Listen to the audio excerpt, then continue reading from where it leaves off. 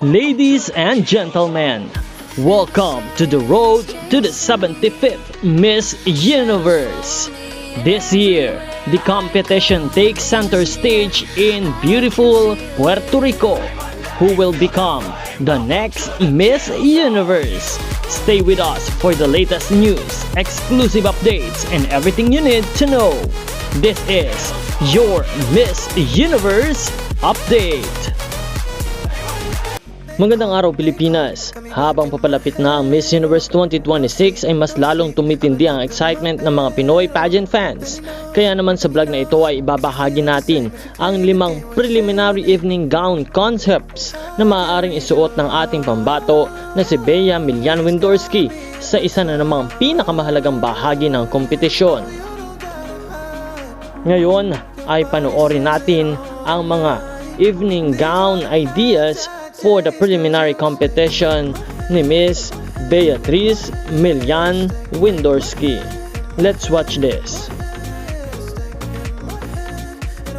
Ang unang concept ay ang anahaw. Ang anahaw ay ang pambansang dahon ng Pilipinas. Simbolo ito ng katatagan, pag-asa at likas sa kagandahan ng ating bansa.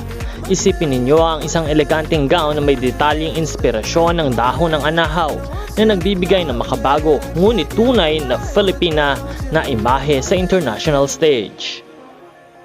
Ang sunod naman at ang ikalawang concept ay ang Banawe. Hango sa tanyag na Banawe Rice Terraces na sumasalamin sa sipag, tiyaga at kahusayan ng ating mga ninuno. Ang gown na ito ay maaaring magkaroon ng mga pattern at disenyo na inspirasyon ng hagdang-hagdang palayan bilang pagpupugay sa mayamang kultura at kasaysayan ng Pilipinas. Ang ikatlong concept, ang lava ng Mayon Volcano. Inspirado sa bulkang Mayon ng Pilipinas, ang lava ay kumakatawan sa lakas, tapang at walang hanggang apoy ng puso ng isang Pilipina. Isang dramatic na gown na may kulay pula, kahel at ginto ang tiyak na magiging kapansin-pansin sa entablado ng Miss Universe. Para naman sa ika-4 ay ang Sampaguita. Ang Sampaguita evening gown ay ang pambansang bulaklak ng Pilipinas na sumisimbolo sa kadalisayan, kababaang loob at katapatan. Ang isang puting evening gown na may floral details ay maaaring magpakita ng simple ngunit napakagarbong kagandahan na tunay na Pilipino.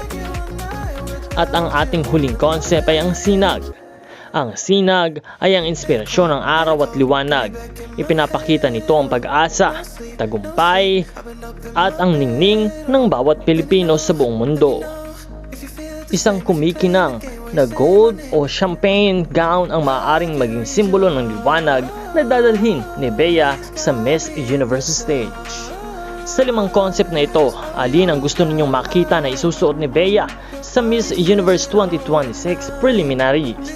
I-comment ang inyong paboritong bahagi ng evening gown at magbigay na rin ng inyong sariling evening gown ideas. Huwag kalimutan na mag-like, mag-share at mag-subscribe at i-click ang notification bell para lagi kayong updated sa lahat ng balita at eksklusibong updates tungkol sa Miss Universe 2026. This is Nel2204. Maraming salamat sa panonood at mabuhay ang Pilipinas! Support your favorite candidates and leave a comment.